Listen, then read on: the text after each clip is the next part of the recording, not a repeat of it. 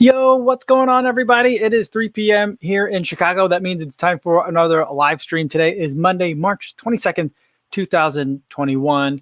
Because it's a Monday, that means it's time for a Monday mukbang. Today, we're going to be taking a look at IQ Bar. I got a 7-bar sampler pack off of Amazon. They're not a running specific brand. I think they actually market themselves as keto. I'm not really sure, but I thought I'd just sample a couple of different varieties of bars. I'm a big fan of like the convenience, the form factor. I need it a little bit less than I needed. Well, need quotation marks, but I need it a little bit less now these days since we're not doing so much running around to different places, like picking up the kids and that kind of thing. But it is something that I just do really enjoy the convenience of. So I'm always looking for my next favorite bar, and IQ Bar is going to be next. Before we dive into those, though, I do want to say I bought them myself. I just kind of looked up protein bar or like bar for, or like I don't think I looked up meal replacement bar, but I think that is a search term that they show up under. But I just looked up bar on Amazon and looked for something with a sampler pack because I'm a big fan of sampler packs, and that's how I found it. I bought it myself, and yeah, they don't know that I'm making this. So there's that. I did put a link in the description in case you guys are interested in trying it out too. That's just like a regular Amazon link. That's not like a promo code. I don't have a promo code because I've never been in contact with this company before. So that's that. All right. Before we dive into the bars for today, I do want to say hi to everyone listening on the podcast, on the audio only version of this. Hope you guys are having a good run or having a good commute today or just getting some work done. And everyone watching this on YouTube later, but not live, welcome. So glad to have you guys here as well. All right, let's see who's here live today. First, we got Mihi saying, hi, Kofuzi. Nice job for the 8K time trial. Honestly, I thought you will go faster. After watching your recap, I saw you did too. And what did V.Table predict? Ooh, thanks, Mihi. Yeah, the video for today was kind of the race video and the race recap from the 8K time trial over the weekend. And yeah, feeling pretty good about it. Feeling better. Strangely, I feel better about it the farther away from the actual event that I'm getting. So I'm feeling good about it. And in tomorrow's video, I'll talk a little bit more about kind of based on what happened yesterday, because I don't have anything like on the books now for like the rest of, well, I have the Chicago Marathon on the calendar. That's in October. But other than that, I don't have anything else planned. So yeah, so I'll talk a little bit more about that tomorrow, but I don't know what the V.Table predicted.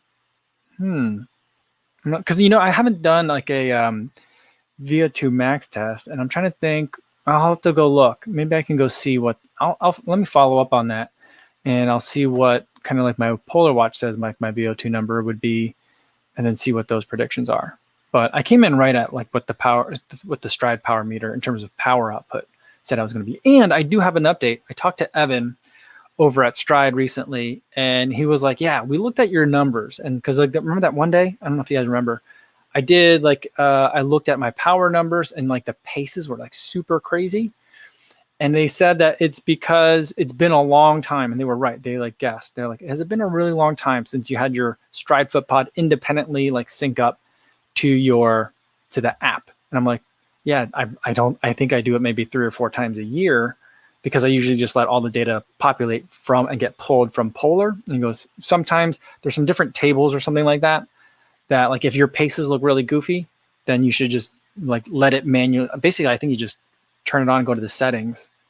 And if you look at like the battery meter, it'll like start pulling the data. So I think I got to do that. So I'll do that in the future. So that's what's going on with the Stride. But the Stride was pretty good. I think, yeah, and someone else had commented on the video that, you should have just made a workout to guide you for how much power you wanted to put out for that. And I was like, oh, that's a really good idea. I think I'm going to try that. But I wanted to go back by feel. So I was just like, 5 miles and go, so that's kind of how I did it. All right. KCA says, hello, everyone. Spring has officially arrived in Massachusetts, sunny and mid-60s. Ooh, that sounds nice. And he says, nice work on the Shamrock Shuffle Co. Thanks, Casey. Yeah, that sounds great. It's been pretty nice here in Chicago as well. Really nice weather, taking the girls out to the park for lunch today. Just enjoying it. Right now, we've got 2 windows open in the apartment, getting a little bit of a cross breeze, and it's just really nice. It's starting to feel like spring for sure. I can totally agree with that sentiment. JC says, hey, everyone, spring showers today after a glorious weekend. Hope all are well. Cool. Robert Hodges here, and Sarah Mims is here as well. Says, hey, all, left a good question on the video today. Yes, I'm partial. The question concerned how much training plan versus experience had effect on the race time today. That's a great question. That's a great question. I would say, and I think it's going to be different for people, but for me, in terms of like someone that doesn't very frequently race shorter distances, and by shorter, I mean like 10K or shorter. And for someone who just hasn't been racing very much at all, well, no one's really been racing that much at all in the last year, but even before then, like I think like 2016, I ran everything that I could. I was running a race like every other weekend. 2017, or maybe it was 2017. And then after that, it was like 3 races a year. I wasn't racing very much at all because I was like, well, I need all these medals for. I don't want medals. And so I basically kind of stopped racing. And I think that the things that I executed well, it's because I have strength from the training plan. The things that I messed up, it's because I have inexperienced racing. So I think that's kind of like how I would break that up. All right, Philip Bourne is here. Rick Sutter, good to see you again, guys. Recycle on Wednesday says, hi, everyone. Just got home from PT. Almost skipped it, but glad I didn't because there was a puppy. That's so funny. Oh, that what a great reason to go to PT. Now you'll like, who knows what they'll have next time, right? I mean, that's pretty funny. Like, that'd be funny if they were like, we're just going to bring in like a different surprise like every week for people. So that way they'll have to come. Like, what surprise is going to be this week? Maybe it's donuts. Maybe it's a puppy. You know, who knows? Who knows? Terrence Sweet says, Kofuzi, how's your body feel the day after? Great question. I'll talk about it a little bit more in the video tomorrow because I'll just be talking about like, you know, recovery and like looking forward. But you know, it's an 8K, not a marathon, not a half marathon. So I did go for a run today. I did even put some strides in there. But those strides were, I felt like a little bit tender on them. So they weren't particularly fast, but I just wanted to kind of like make sure I was going through the motions, focusing a lot on form, running pretty, you know, that kind of thing. And just, you know, making sure I'm getting everything moving. But I'm very tired today. And my sleep was not, well, I think my sleep was great. I got good sleep, but the metrics are all off. And that tells me like my body still feels it, you know, in a way. So, yeah. And it says, hi, Kofuzi and everybody. A bit of Zwift tonight to mix things up. Got distracted watching the 8K time trial. Nice work, Mike. Think you're a bit hard on yourself there. Maybe. I just wanted something like 31:30 or lower because I just felt like the workouts were really good. And it's been like a pattern, you know, where I feel like the training's great. And then the race, I just feel like I fold a lot, you know, so I'm like, no, I think I just need more practice at this. So, you know, so like, I feel like that was a good, you know, revelation for me. That'll get me kind of I'm not in a rut, but I think that's going to help. And Leona says, hi, Mike, really thought the Shamrock Shuffle was a win. Probably did go too fast, but so many of us do. Train, race, learn. Keep saying head cut off. Yeah. I don't know why, but it's stuck. And, you know, I tried to zone out and be like, head cut off, just run. You don't need your brain to run fast. You just need to run. So like that, you know, I think that's going to stick. I think that's certainly if I do more like hard workouts, that's definitely going to stick. That's going to be part of it. All right, guys, sorry, but I'm going to scroll down a little bit. Oh, wait, I do see this one from Robert. It says, did my first 5K time trial last Wednesday in the 1080 version 11s, and I came out at 27:03. Awesome. Congratulations on that. And for a 5'3" guy, I'm pretty stoked about that. I think for anyone's height, doesn't matter what height you are, I think you should be pretty stoked about that. Great work for your 5K time trial for your first one. So amazing in the 1080 version 11s. It's a good shoe.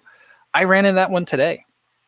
I do, you know, it doesn't feel like a max cushion shoe to me anymore. But maybe, you know, today I was running in it on like a recovery day. But yeah, I'm kind of like I'm like reevaluating that shoe. Got to think about it a little bit more. But great shoe and great job. Great job, Robert. Awesome. All right. I'm going to scroll down, try to catch up to you guys in the chat while I open up this. The packaging is real nice on it, but like it's very thin. And I'm like, there's bars in here. And I think I've actually accidentally like maybe stepped on this package once or twice as I was like just holding on to it. So like storing it, getting it ready for the Monday Mukbang. So we'll see. Oh, but this is nice. It opens up into like a nice little dossier of bars.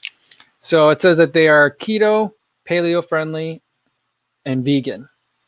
I don't know if they're paleo or just paleo friendly. I don't know what the difference is because it just says keto. It doesn't say keto friendly on these. But all right, the flavors are peanut butter chip. We won't eat that one. Lemon blueberry, chocolate sea salt, almond butter chip. That sounds good. Wild blueberry, banana nut, and matcha chai. Let's start with that one. It says there are 6 brain nutrients in these, 12 grams of plant-based protein, and less than a gram of sugar and 3 net carbs. So like they're gluten-free, non-GMO. There's so many icons or pictograms on the back of this thing. It's too bright in here. I'm not going to be able to get that. Let's see if I can get it. There we go. Gluten-free, non-GMO, no sugar, alcohol, soy-free, dairy-free, complete protein, and kosher. So a lot of things going on here. All right. It's got like lion's mane, omega-3s, flavonoids, vitamin E and choline. Let's see about these. And allergens for this one is almonds and coconut. So, okay, cool. Calories, 150 calories, 200 milligrams of salt. And yeah,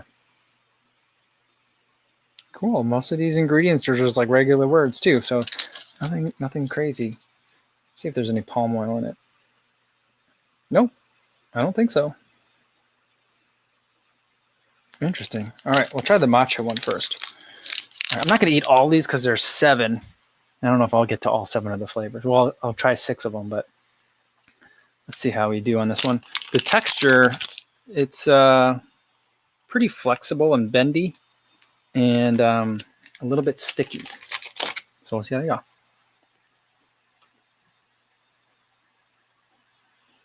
This is good.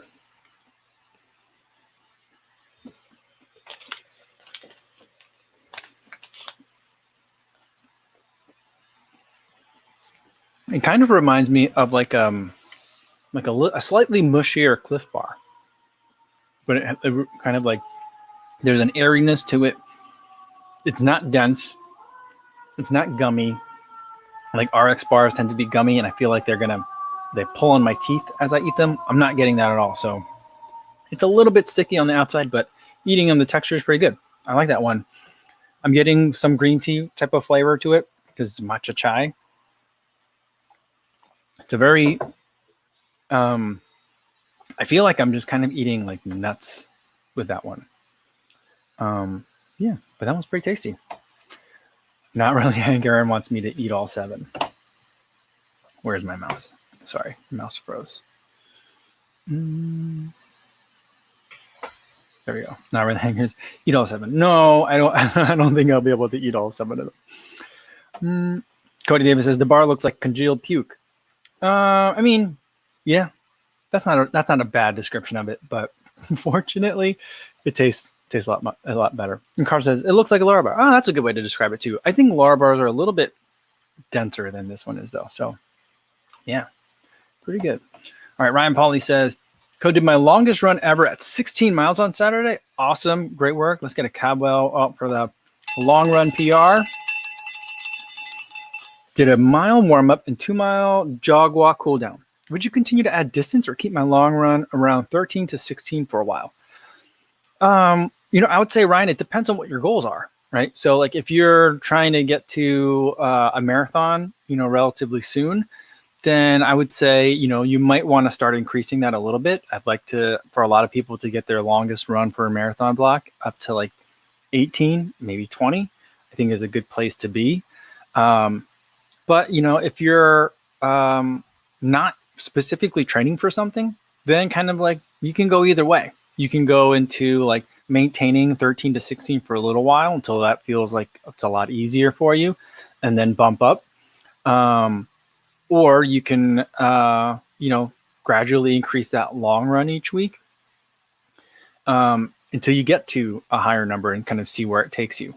But the only thing that I would caution for you is, don't try to do like increase your longest run of the week and drastically increase your total weekly mileage at the same time, no matter which scenario that you're in. So like, if you're adding a little bit to that long run, I'd say find another way to kind of like be easy on yourself so your body can gradually adapt to it, especially if you're not under any sort of like time crunch. So that's something I would do, but it gets addictive. Just gonna let you know once you're like, ooh, how far can I run this time? It's a fun game to play. It's a very fun game to play. So hopefully you'll enjoy it. And let us know how it goes. So I think you could go certainly either way. Personally, I would probably end up slowly increasing it every week, because it's just nice to kind of it's a very tangible feeling of progress to do that. So yeah. Recycle on Wednesday says about these IQ bars. I like the packaging. I don't like it when you order like a tiny thing and it arrives in a refrigerator box. Yeah. Yeah. This is certainly annoying. But it was like so slim that I was like, what? How big are these bars actually going to be? But they're a decent size. All right. We're going to go with the banana nut next. And numbers are all going to be, I would imagine they're going to be pretty similar. This one's 160 calories, 190 milligrams of salt. 12 grams of protein, 14 grams of carbs.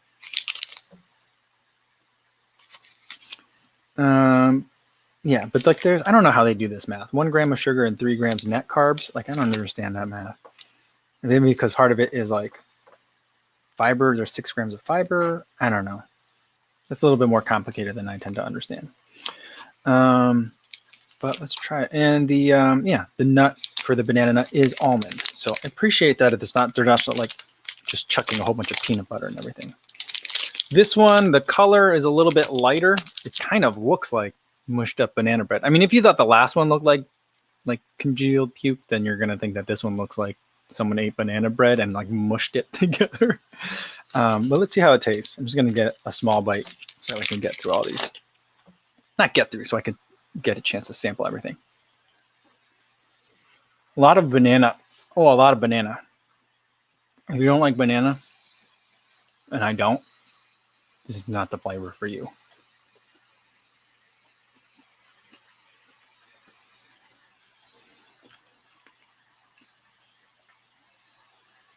That's like eating a banana. Like if you took a banana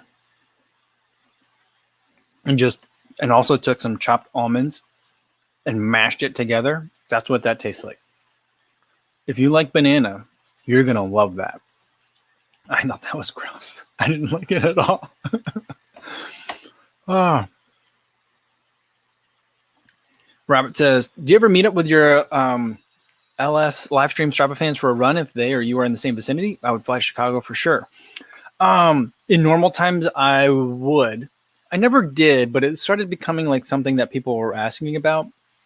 And so like, I think, once, things kind of like normalize a little bit, it's definitely something I'll do. It's usually was something that I would do when I would go somewhere for a race, or if there was a race in town, try to get a shakeout run together and meet up. We've done meetups in Austin, Atlanta, Chicago. There's always one before the Chicago Marathon. So those have always been a lot of fun, and it's always a surprise to see so many people come out. So it's been so much fun. So that's something that I would love to be able to resume doing. And so I'm hoping, I've kind of been like hinting to my wife that I would like to go on, not necessarily a tour, but like travel frequently once travel becomes more of an option for me. And, I talked about doing more races, and if I'm going to thinking about like, shorter races, like half marathon and shorter, that opens up a lot more possibilities and a lot more cities. So that's something that I'm hoping to do and kind of see a lot of you guys and run with a lot of you guys in person. If not like during the actual race itself, because I know we all have a lot of different paces. A lot of you guys are faster than me. A lot of you guys are right around me. And so there's a variety, but, specifically for the post-race beers. Virtual racing is fine, but I miss post-race beers. I just miss that, like that time after the race where we could all kind of like hang out, All right. Will Willing says, question about increasing mileage in the last 4 weeks. I gone from 25 to 39, also increased days run. Is that too much, too fast? I mean, I wouldn't think so. I wouldn't increase too much more right now, because I feel like at 25, like the whole 10% number isn't necessarily like a great like rule to follow at 25. Once you get to like 40, then that 10%, no more than like 10% a week increase rule starts to make a little bit more sense. So like I might stay here for a little bit, maybe even take a cutback week. just to make sure like your body catches up to you. Like your aerobic system must be fine if you're able to do that. But I'm guessing some of your musculoskeletal might need some help or some time to catch up. And so I think when people do increase too much too fast, that's when things like shin splints and like potential knee injuries or Achilles flare-ups, like that's when a lot of that stuff can happen. So I'd look out for that. But as long as your body's giving you the A-OK, then, you know, I'd say keep going. But now's a really great time to do a lot of listening, you know, so that I would say that's good. But great progress. All right, Mark's here, says, hello, everyone. Great job on the Shamrock AK call. Well, thanks, Mark. Good to see you again.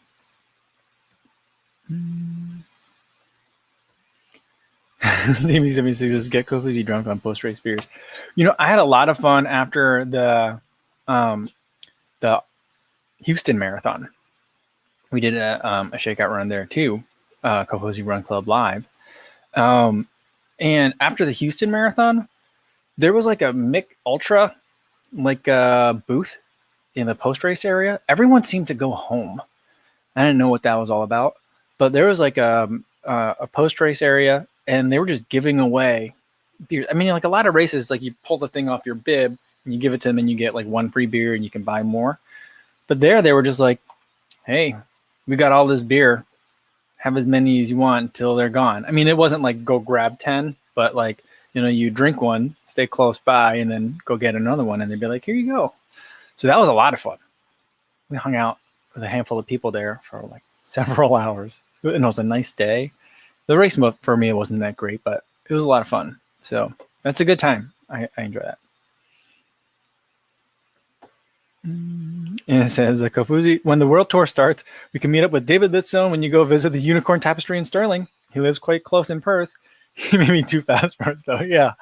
I mean, maybe we'll do a, what do they call it? The dog cross, when you get a dog in there and David can just run.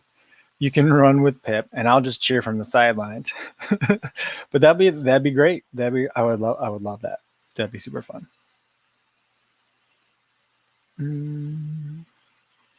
Martha wants to know if I had the chili at the Tunnel Marathon. It was good. I did not have the chili at the Tunnel Marathon.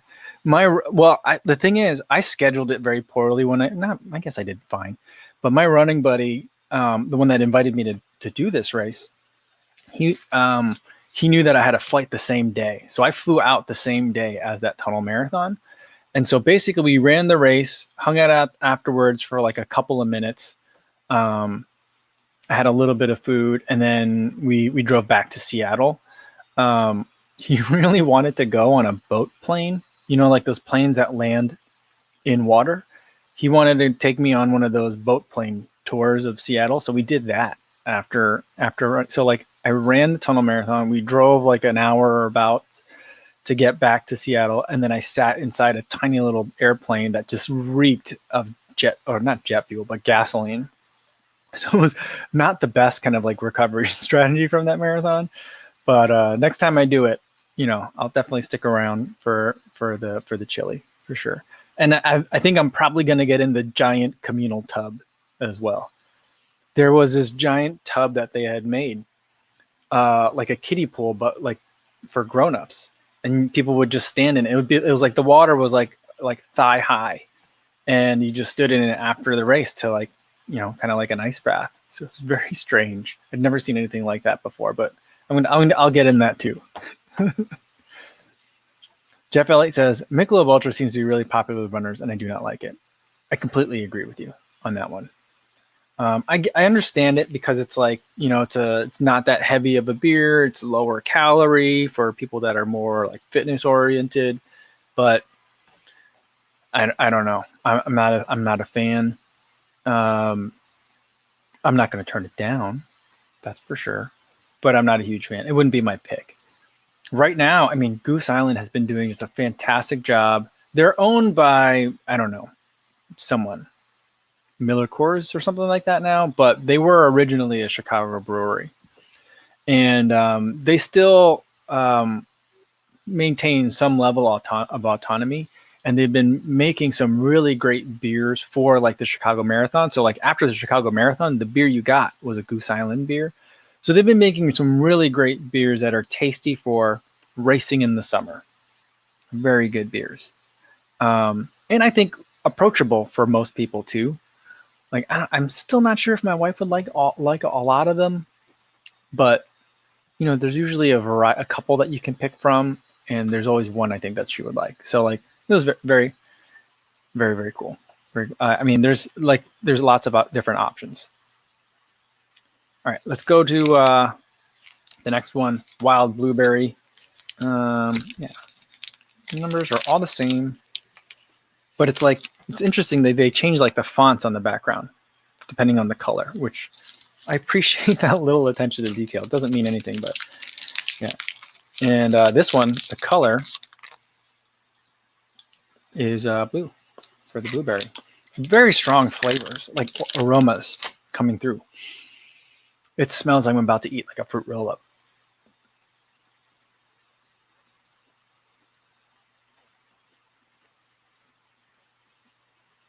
But I'm not getting a ton of like blueberry flavor.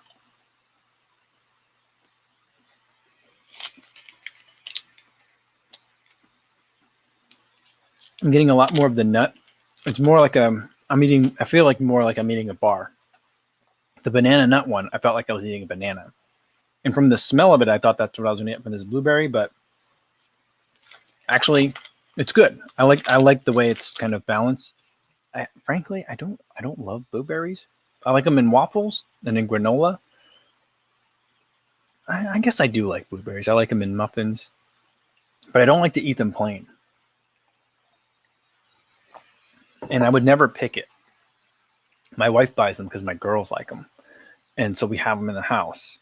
And it's my kind of like dad duty to like eat up the rest of things before they go rotten. So I end up eating a lot of blueberries.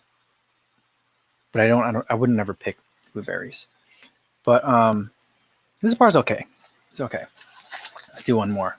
Almond butter chip. Interesting.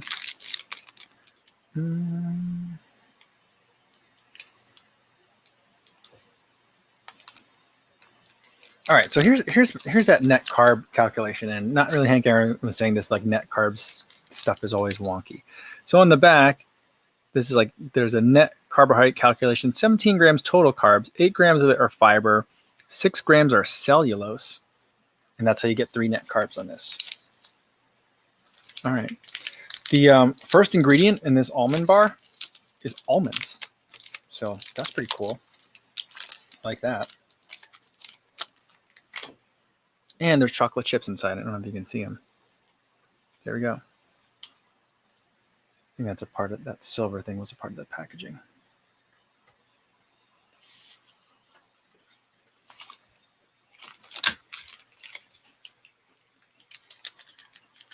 That one's good. Chocolatey.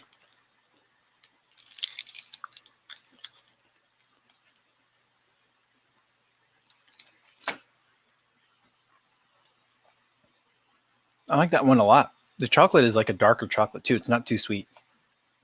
Yummy. Cody Davis says, I miss the post-race area as well. Sitting on the ground drinking beer with my friends and family. Yeah, I mean, like, it's such a weird thing. Like, there's a mixture of like bagels, banana peels, sweat, and beer. But it really works. And it's like at 9:30 in the morning. But it's just a great time. I enjoy it.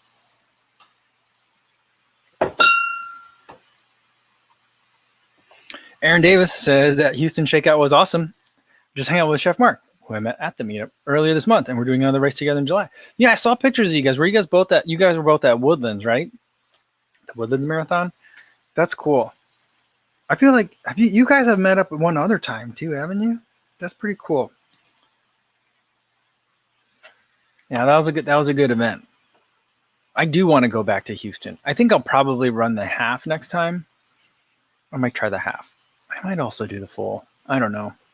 But I'm thinking more likely the half. What I'd really like to do is do the Disney Marathon, and that's usually in January as well. And I think that's towards the end of January. And I think Houston would be earlier in January. So it could be a good build-up race. Getting ready for a Disney marathon. I'm not that excited. I've looked at kind of the course. And the course doesn't look all that exciting for the Disney marathon. But, you travel to a race, you get to be warm, you bring your kids to Disney World. So that's kind of why I'm thinking about for that one. But, yeah. That's cool that you and Mark are hanging out. Awesome. I actually was in the start corrals with Mark. He was running the half that day, but we were running the same pace, or starting out kind of the same pace that day. So I got to talk to him a lot, and his wife. So, because she was waiting on the outside, on the other side of the fence. So they're super nice to talk to.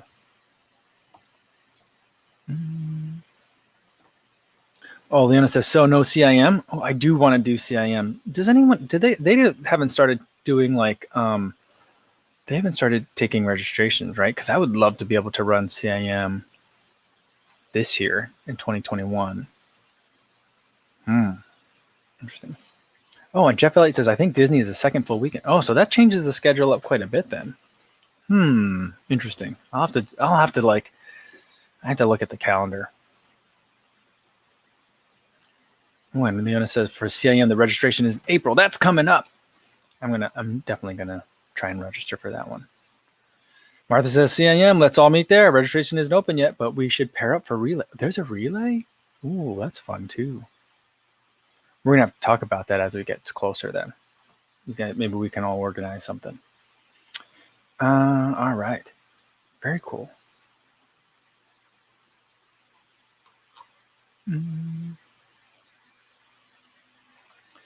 All right, let's go to... Cody Davis says, running in all 4 parks in the Disney Marathon is the best. It's a real boost of energy. Awesome. Especially when you get to Epcot with just a few miles left to go. Very cool. All right. Well, I'm glad to hear that it is exciting to run through all 4 of the parks. Because the reason why I wasn't super excited about it, because I thought that some of the course, kind of as you're running between the parks, I know what that area looks like, the running in between the parks area. And it's kind of just you're on this weird sidewalk.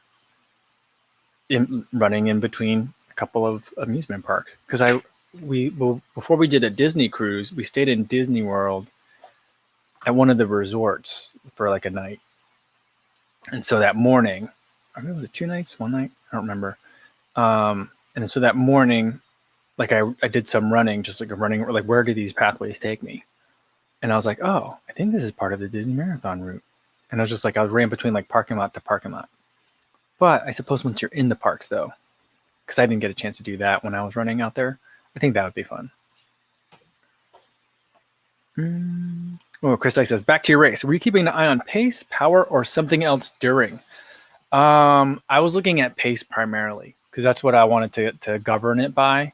And I was also looking at the power number. I wasn't looking at heart rate at all. I kind of didn't care. I was just going to be I'm going. And so I was looking at pace and power. So if I felt the pace was low, but the power was high, I was and if I knew, there aren't hills, but there are certainly gradients, and you could feel them. And so I would think am I on a gradient, or oh, I must be not being efficient. I must be just flailing, And so that's kind of was my hint to myself to be all right, focus. And it seems I'm looking and making a lot of decisions, but I'm just kind of looking at the watch quick and saying oh, it says 635 and the power's 290. Those don't match up for me. So I'm well, so that was just all right, focus. So that's kind of how I did that. Jason Dahl says, one of my friends tried to convince me to do the Goofy Challenge Goofy Challenge with him every year. One of these times I'll be crazy enough to say yes. Yeah. I think it's if you're, I don't know how far you are from Orlando, Jason, but I'm thinking about it well, why not? Right. So if you don't know, the Goofy Challenge is, I think you run 4 races in 4 days, a 5K, a 10K, a half marathon, and then a marathon. And so, why, the half marathon before a marathon would be tough, but doing a 5K and then a 10K, you wouldn't be, I guess there'd be some people racing it, but if you're trying to do that dopey challenge, you're probably not racing that. So, because you got to do a marathon coming up. So it's more like you're getting 2 shakeouts in. That'd be fun, So like, I don't know. I'd say I'm probably about 50-50 on whether or not when my wife and I do book that trip, like which one we would do. And Cody says the roads can get tight when running between the parks, especially if you're in the lower corrals. But an A runner like you would have more space than me. Well, we'll see. I don't know. I appreciate that, but maybe, yeah. But it's good to, yeah. I do think that those aren't very like super wide. So I could see that happening. All right, we're gonna go to chocolate sea salt next. We got 2 more that we're gonna try. All right.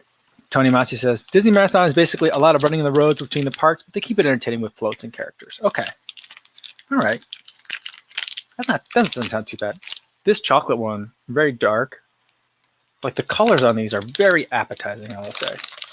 And this one, the way it broke off, I don't know if you can see that. It looks kind of more like a brownie bar than like a super gummy, chewy one.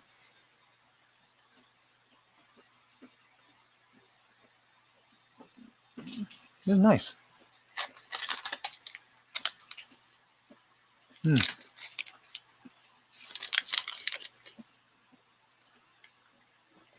Again, the first ingredient is almonds. There's a crunch to it that I enjoy.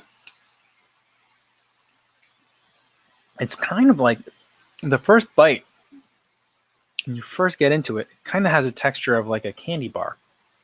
And then there's more substance, like kind of in the center, it seems.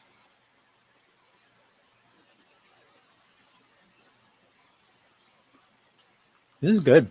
I really like it. Their chocolate is not super sweet milk chocolate. I like that. And the salt definitely comes through. Really nice. These are tasty. We might buy these again. Right now, I'm enjoying the chocolate sea salt the most and the almond butter chip. Those are good. Really good.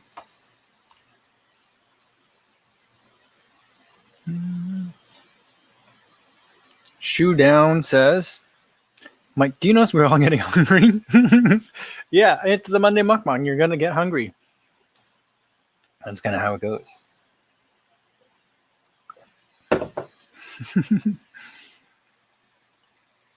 Tony Massey says, the worst part about the Adobe Challenge is that the races start so early, so you're waking up at 2 a.m. for 4 straight days. Yeah, I was listening to Rambling Runner. Had someone on that recently did the Goggins Challenge and is a regular completer, a regular runner of the Dopey Challenge. And she says it's hard because you're getting up really early because you got to finish the race before the parks open. And then you're going to be at the parks. So it's not like you're not getting back home, putting on your Normatex and getting ready for like another race. Like if it were like a stage race or like a multi-day thing, then you're like getting showered up and then your kids want to go play all day and you're walking in on your feet. So like, I think that's going to be another part of it is that like, yeah, not only are you getting up early, but you're also going to be, burning the candle at both ends on that.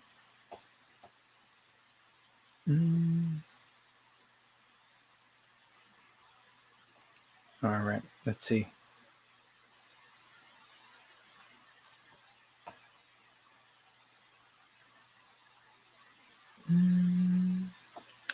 Let's get to the last flavor for today. I shouldn't have saved this one for last. Lemon blueberry. There's a very high likelihood I'm going to find this underwhelming. But let's see.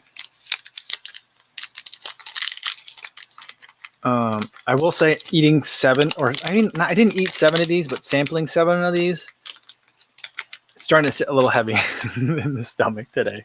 I got to tell you about it. The color is not as blue as just the blueberry, but this lemon blueberry smells great. I feel like the other blueberry one smelled almost artificial. This one smells like blueberry. I'm wondering if the lemon makes it smell more like blueberry somehow.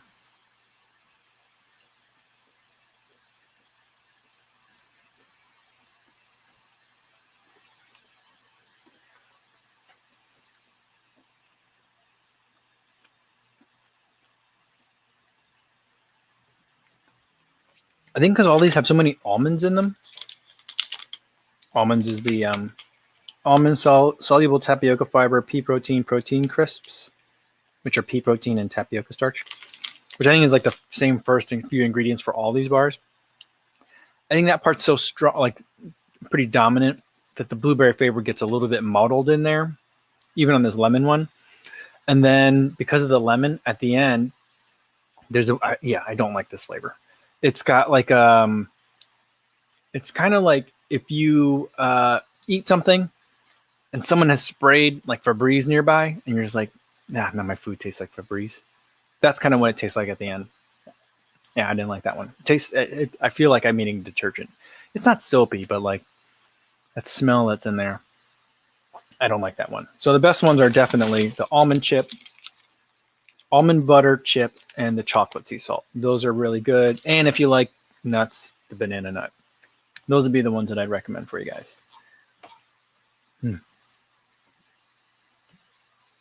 Ryan Pauly says the blueberry lemon special K is amazing. I can eat a box that's real dry and sitting. It's so delicious. I don't think I've ever had that before. I think it's been a while since I've had special K. Not really. Hank Aaron says steak and pickled turnips for dinner tonight. Yeah, I think we're gonna have burgers tonight for the third night in a row because my daughter's been craving hamburgers. She loves cheeseburgers and hamburgers, right? She's sitting over there. She's just watching videos and doing work. You like hamburgers for dinner? I want them every day. Yeah, she says she wants them every day. I haven't been eating hamburgers. Yesterday we ordered Shake Shack. I got the shroom burger. And the night before I picked them up some Happy Meals. She had a cheeseburger the night before. My wife and I, not the night before. What did we eat the night before? There was another night in there. I think one night in there we had pizza. I made pizza. And then the night before that, that's when we had McDonald's. Or she had McDonald's and her sister did. And then my wife and I ordered from a local Chinese restaurant. But yeah, she's been liking cheeseburgers. So that's what's for dinner today. And my wife just ordered for our grocery delivery today. She got Impossible, just like the raw stuff of it. So I'm thinking I'm going to make myself an Impossible burger. And then my daughters will have cheeseburgers. So we'll go with that. That's what's for dinner for us today. Yeah. Turns out he says Chicago has a Shake Shack. Yeah, there's several. There's a lot. There's a couple of them here now. I enjoy them. Albert Lung says I can eat hamburgers every day. That sounds every time someone says something like that, it's like it reminds me of what is his name on Popeye? I'm glad you pay you Tuesday for a hamburger today. That's what it reminds me of. Jeff Ellie says my kids rave about that shroom burger. Really? I don't know if kids would like it, but I guess it's mainly just cheese. Really. Jeff Ellie says I think Chicago's where Shake Shack is from. No, it's from New York, I believe. Jacob Park says, Mike, did you ever run in Forest Park in your St. Louis days? Any other spot suggestions around St. Louis? Yes, I did run. That was primarily the place that I would run a lot in St. Louis. When I ran in college, I usually just ran around campus. So I didn't really venture too far off campus. If I did, it was usually through Forest Park because it's one of the biggest city parks in the country. And there's lots of different places you can run, either along the roads or there's just lots of grass that you can find. You could always go to Art Hill, right by the art museum. It's a giant hill over there. You could always do some hill sprints up that if you wanted to. But yeah, I mean the campus at WashU was really pretty, so I always would just run around there. But I didn't do a ton of. I was a pole vaulter in college, so I didn't do a ton of running. That was not like around the track. So. But yeah, that'd be the other place that I would think would be fun to run would be, and I've done a run. I wouldn't say recently, but I have run because it's been years since I've been back in St. Louis. I'm trying to think of the last time I was down there. It might have been already 10 years, but just running down by the big, what is it? The big building with the dome down there. It's right by the arch. So just running down in that area by the arch and then landing. That's a fun kind of area to run. It's usually pretty empty on the weekends because St. Louis is like a lot of cities where they're like donut cities. busy during the day and then they're empty at night because everyone goes back home in the suburbs. But that'd be another area to run. A buddy of mine used to live over by Slough, and so I would run over in that area sometimes, but nothing particularly scenic. I was just running. I even back then, I didn't really like commuting to run. I still don't like commuting to run that much. So it was like whatever's around me is where I ran.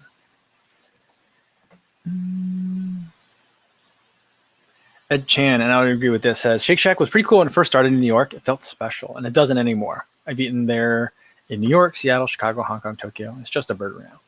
Yeah, I will agree with you on that one. Yeah, my parents aren't huge Shake Shack fans though. My mom loves Smash Burger, so she prefers that over the Shake Shack. But my parents enjoy a good burger.